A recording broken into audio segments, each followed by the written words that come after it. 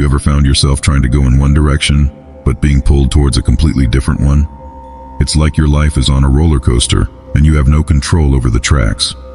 Welcome to a world where family inheritances can be both blessings and curses, where seemingly ordinary objects carry powerful energy, and where following your true calling is crucial to finding peace and balance. Today we'll delve into this intriguing universe, where stories of magical biscuits, mysterious beads, and powerful stones teach us valuable lessons about the course of our lives. Get ready for a journey of discovery and reflection, where we'll learn together about the importance of aligning our choices with our true purpose. Before we proceed, allow me to invite you to support this video with a simple gesture. Leave your like and subscribe here to our humble channel, Seeds of Mystic Wisdom. By doing so, you connect yourself to a continuous source of transcendental wisdom shared by Sadhguru. Let's begin. When you're committed to moving in a certain direction but constantly feel drawn to another, this deviation can completely alter the course of your life. It's like navigating through turbulent waters, struggling against invisible currents that threaten your journey. In many cases, this manifests as the weight of family inheritances that, over generations, have been a continuous source of chaos and disorder. These are the shadows of the past, whispering their stories of conflicts and dilemmas, seeking to find a home in your present. It's essential to recognize that these unwanted inheritances can infiltrate your home and everyday life, bringing with them a range of problems and challenges that span from emotional issues to practical complications. Believe me from experience, they are capable of stirring up a whirlwind of problems, often without you even realizing their origin. Once, I found myself with a batch of 8 incredible egg biscuits. I threw them all into the car along with everything else. Now, these weren't just ordinary biscuits, they were like powerful talismans. After going through the entire ritual with the Dhyana Lingam, I made a decision. I took these talismans and threw them into the Karman River. I still remember exactly where I released them. Dressing in something that doesn't harmonize with the essence of your being can be more than just a fashion issue. It can become a fundamental misalignment with your own vital energy. It's like trying to force together pieces of a puzzle that are completely divergent. It's a challenging, uncomfortable, and often disastrous experience. Imagine yourself in a scene where every piece of clothing you wear is an expression of who you are, a reflection of your soul.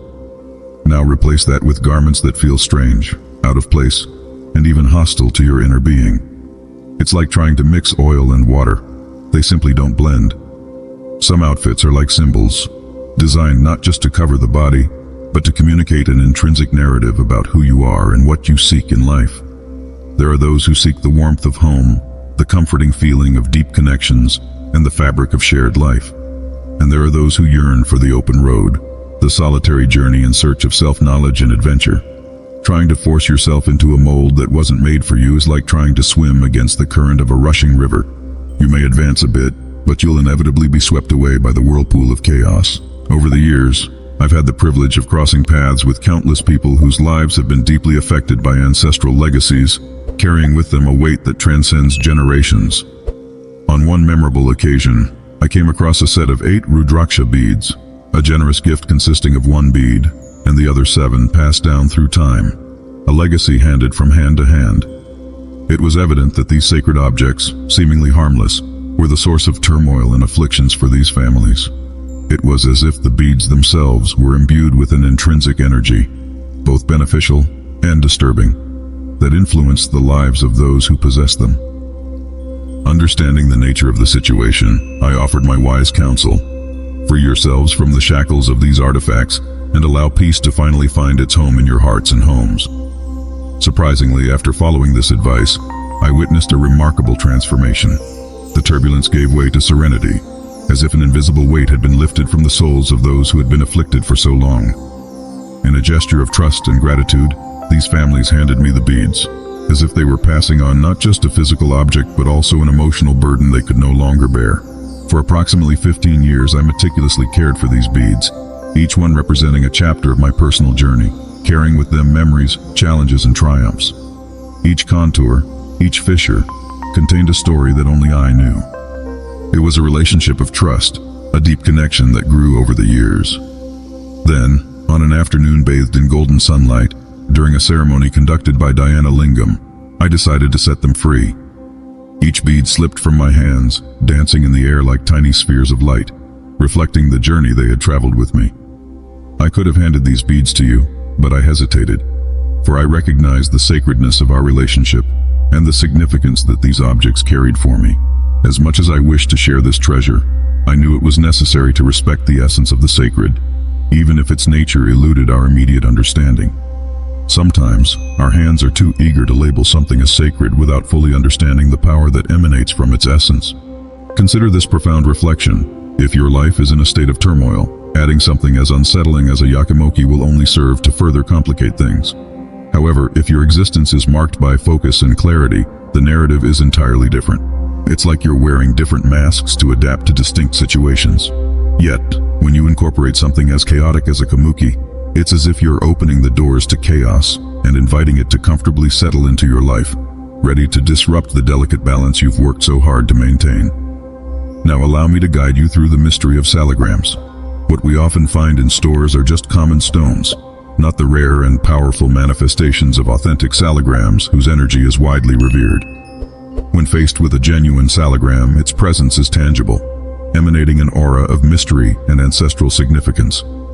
Endowed with serious power and a deep connection to the divine, these artifacts are more than mere rocks.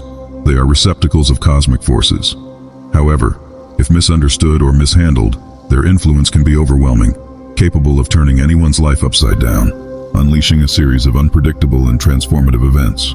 For those who choose a simple existence, devoid of discipline or awareness, the idea of keeping a salagram in their home is a decision that must be weighed with extreme caution. It's like owning a tool of immense power, but lacking the necessary knowledge to use it properly. The salagram is more than an inert object. It's a symbol loaded with spiritual meaning and transcendental energy. Its presence in an environment devoid of order and understanding can result in a dissonant dynamic, a cacophony of conflicting energies that disturbs the tranquility and stability of the home. Each fissure on the surface of the salagram tells an ancient and mysterious story, a story that demands respect and reverence to be understood. Therefore, for those who choose a simple life without proper discipline or awareness, the introduction of a salagram into their space is more than just a decoration. It's an invitation to imminent chaos and constant spiritual turbulence. These artifacts transcend the mere categorization of decorative knickknacks. They are true anchors of energy, carriers of a powerful bond with cosmic forces. They are like encapsulated microcosms, containing within themselves the vastness and depth of the universe. Every intricate detail, every line traced on the surface tells a story that spans eons.